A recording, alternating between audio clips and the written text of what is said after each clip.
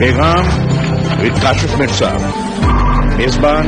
Imran bag Mirza اور ملکی و عالمی امور کے سینئر تجزیہ نگار کاشف مرزا کے ساتھ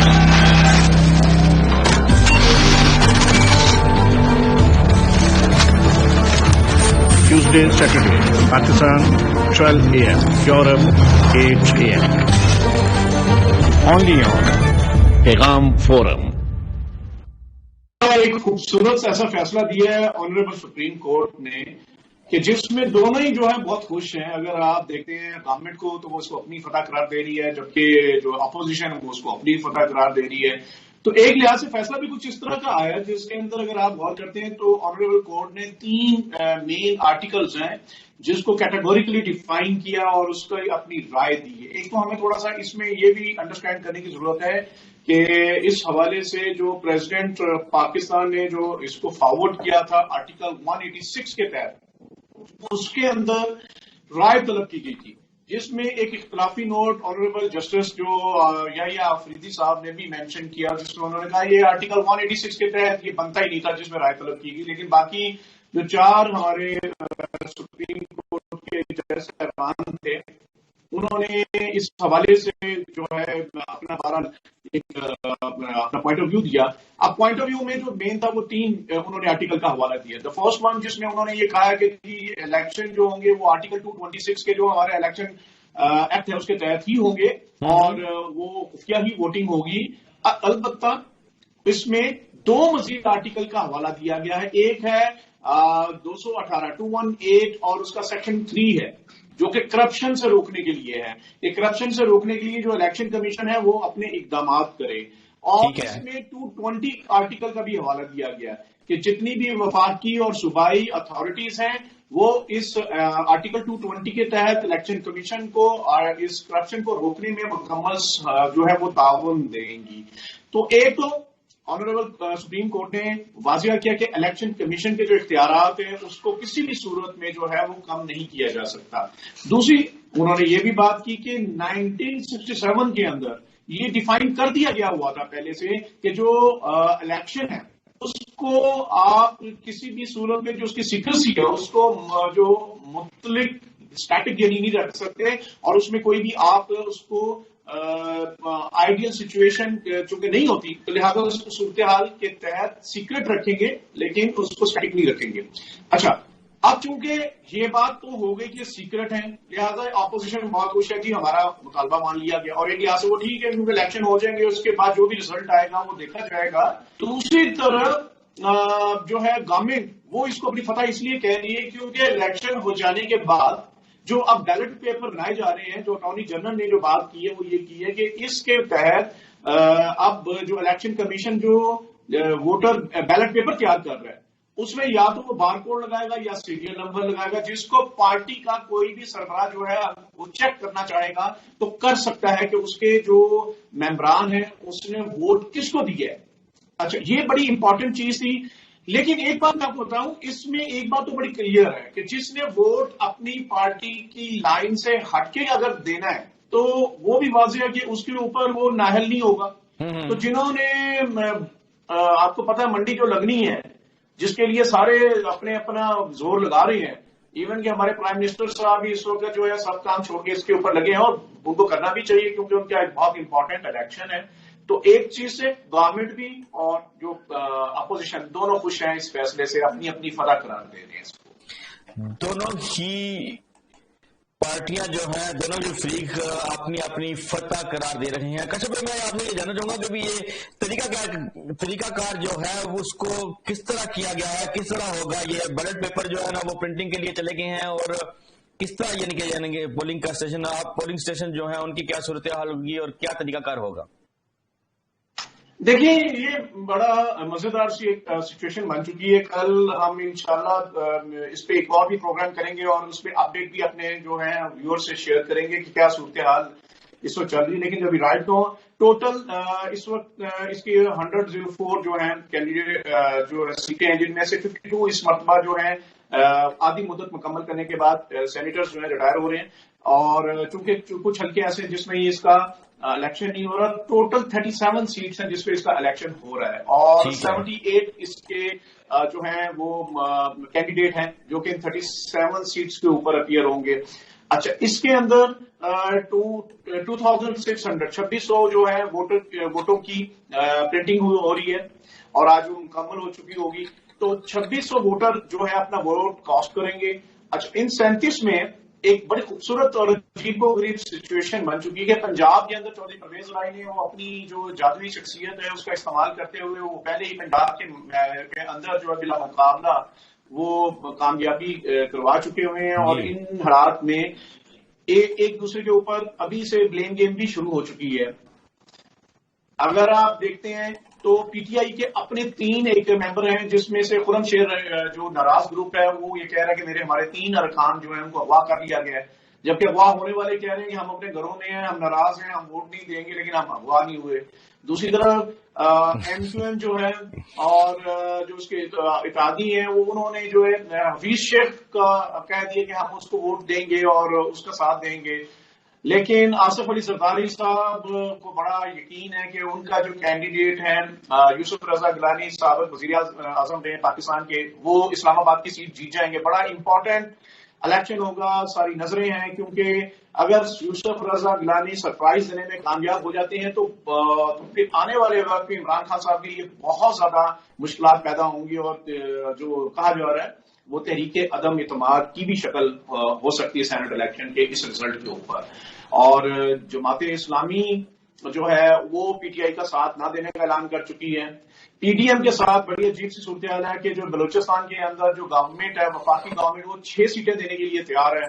تو ابھی تو جو ہے وہ اگلے 24 گھنٹے کے اندر صورتحال واضح ہو چکی ہوگی, لیکن ان حالات میں ابھی بھی جوڑ توڑ کا بازار گرم ہے, منڈی بھرپور لگی ہوئی ہے اور آنے والا وقت بتائے گا کہ کہاں کس حد تک الیکشن کمیشن کامیاب ہوا کرپشن روکنے کے لیے. لیکن آنریبل سپریم کورٹ اس حوالے سے 220,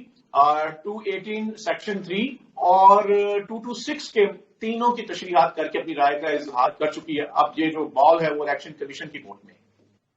اب یہ جو بال ہے یہ الیکشن کمیشن کی کورٹ میں ہے اور کل دیکھا جائے گا, کیونکہ کل الیکشن ہونے جا رہے ہیں اور کل شام تک صورتحال واضح ہو جائے گی. قاسم مرزا صاحب, یہ جو جوڑ توڑ کی جو سیاست ہے اس کے اوپر اگر ہم بات کریں تو یعنی کہ ابھی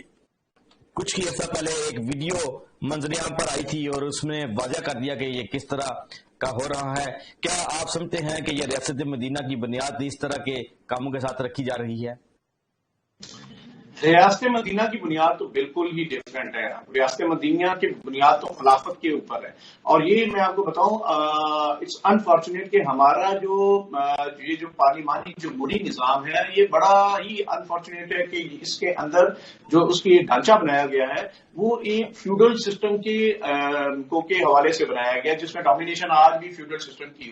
پر. آپ دیکھ لیں ہمارا رورل ایریا تو کچھ حد تک ٹھیک ہے, لیکن جو ہمارا اربن ایریا جو ہے کچھ حد تک ٹھیک ہے, لیکن رورل ایریا وہاں پہ فیوڈل لارڈز آج بھی بیٹھے ہیں. آپ ان کی مرضی کے بغیر وہاں پہ کینڈیڈیٹس نہیں جتوا سکتے. یاد ہوگا جناب پرویز مشرف کے دور میں انہوں نے پڑھی لکھی ایک اسمبلی بھی بنائی تھی, گریجویٹ اسمبلی بھی بنائی تھی, لیکن ہوا کیا تھا کہ جو فیوڈل لارڈ خود پڑھے لکھے نہیں تھے ان کی اولادیں سامنے آئیں. تو ایک ایسا سسٹم جس کے اندر متناسب نمائندگی کا آپ کو کوئی سپورٹ دکھائی نہیں دیتی. ایک پارٹی ہے جو جیت کر آتی ہے اور اگر فار ایگزامپل اس نے 50 لاکھ ووٹ لے کر آئی ہے تو دوسری پارٹی جس نے 45 لاکھ ووٹ لیے ہوتے ہیں لیکن وہ چونکہ سیکنڈ آئی ہے تو وہ اپوزیشن میں بیٹھتی ہے اور جو 50 لاکھ کے ووٹر ہیں ان کا حکومت بنانے کا حق ہے. حالانکہ دنیا کے مہذب دنیا میں یہ ہوتا ہے کہ بھائی اگر ایک 50 لاکھ لے کر آیا تو دوسرے بندے کے پاس بھی تو 45 لاکھ ووٹ ہیں. تو اس کے حوالے سے اصول تو یہ ہونا چاہیے تھا اگر آپ واقعی کرپشن کو روکنا چاہتے ہیں تو متناسب نمائندگی کا نظام ہوتا اسی جمہوری نظام کے اندر, اور اسی کے اندر پھر ممکن تھا جو 50 لاکھ ووٹ لینے والا تھا اس کو اس کے مطابق جو ہے لسٹ جو دے دی جاتی کہ آپ آرٹیکل کے سیکشن کے مطابق اپنی لسٹ رکھ دیں اور اس لسٹ کے مطابق آپ اپنے کینڈیڈیٹس جو ہیں وہ پارٹی کو ووٹ پڑا تھا تو پارٹی کے کینڈیڈیٹس بھی اچھے سامنے آتے. پارٹی کو پتا ہوتا کہ مجھے ووٹ کم ملے گا جب میں کینڈیڈیٹ اچھے دوں گا. تو پھر جو 45 لاکھ لے کے رنر اپ رہا ہے اس کے بھی جو ہے ممبران چاہے وہ ہار گئے ہیں لیکن کم از کم پارٹی ووٹ کے اوپر وہ بھی اسمبلیوں میں بیٹھتے کیونکہ وہ بھی 45 لاکھ ووٹ لے چکے ہیں. تو اسی طرح تیسرے نمبر والوں کو یا چوتھے نمبر والوں کو ملتا ہے بالکل ایسے ہی جیسے یہ سینٹ کے اندر ایلوکیشن ہے. آپ کو پتا ہے کہ اس پارٹی کی اتنی سیٹیں، اس لحاظ سے ان کو وہ دے دینا چاہیے، جیسے آپ کی خواتین کی جو سیٹوں کے لیے وہ بھی آئین کے اندر واضح ہے. تو انفارچونیٹلی ابھی شاید یہ کچھ لوگوں کے مفاد میں ہے کہ وہ اپنی اس سسٹم کو مینوپولیٹ کر کے اپنی حکومت اور اپنے لوگوں کو نواز سکتے ہیں. ادروائز دنیا میں جمہوریت کے اور بھی شکلیں ہیں، صدارتی نظام بھی ہے، جو آپ کی متناسب نمائندگی کا نظام بھی ہے. لہٰذا ہمیں اپنی جو پارلیمنٹ کو یہ بھی چاہیے کہ وہ اس بلیک میلنگ کا نظام، جس میں آپ جوڑ توڑ کرتے ہیں، جس میں آپ بیساکھیاں لیتے ہیں اور کوئی بھی گورنمنٹ جو ہے وہ اچھے طریقے سے ڈلیور نہیں کر پاتی، تو ان کو چاہیے کہ اپنے پارلیمانی نظام کے اندر بھی ریفارمز لے کر آئیں اور عوام کے دیے ہوئے ووٹوں کو جو آپ بات کرتے ہیں عزت دینی چاہیے، تو عزت ہر اس کو ملنی چاہیے جو کہ سیکنڈ پوزیشن پہ ہے یا تھرڈ پوزیشن میں. ان کا بھی حق ہے کہ وہ عوام کی نمائندگی بھرپور طریقے سے کر سکیں. ان کا بھی حق ہے کہ وہ عوام کی نمائندگی بھرپور طریقے سے کر سکے. ناظرین، آپ دیکھ رہے ہیں پیغام فورم اور اس وقت کاشف مرزا سینئر اینالسٹ ہمارے ساتھ موجود ہیں. کاشف صاحب، میں آپ سے یہ جاننا چاہوں گا کہ بھی جس طرح پنجاب میں اپسیٹ ہوا، پنجاب میں پرانے سیاستدان جو ہیں انہوں نے بڑے ہی مہارت کے ساتھ میدان مار لیا، تو آپ کیا سمجھتے ہیں کہ دیگر جو ہیں خاص کر جن کے جانا میں چاہوں گا کہ بھی خیبر پختونخوا اور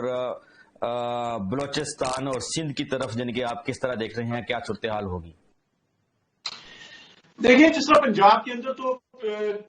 جو اسپیکر پنجاب اسمبلی چودھری پرویز الہی، اس کا اپنا ایک سیاسی خاندان ہے اور وہ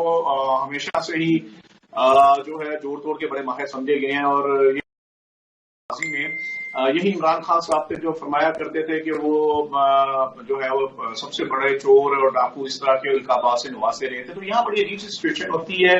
لگتا ہے عمران خان صاحب بھی اب سمجھ چکے ہیں کہ جو حکومت کرنے کے جو فن اور اتوار ہیں وہ کچھ اور ہیں اور اس کے مطابق وہ بھی اس کو فالو کر رہے ہیں. آپ کو یاد ہوگا پچھلے دنوں انہوں نے ایک بیان دیا تھا کہ خفیہ بیلٹنگ کی صورت میں پی ٹی آئی کی گورنمنٹ، جو حکومت کی گورنمنٹ کی سیٹیں بڑھ سکتی ہیں. تو یہ بڑی پھر انفارچونیٹ ہوگا کہ ایک ایسے ہم نظام کی بات کریں. آپ کو پتا ہے کہ ایلوکیشن آف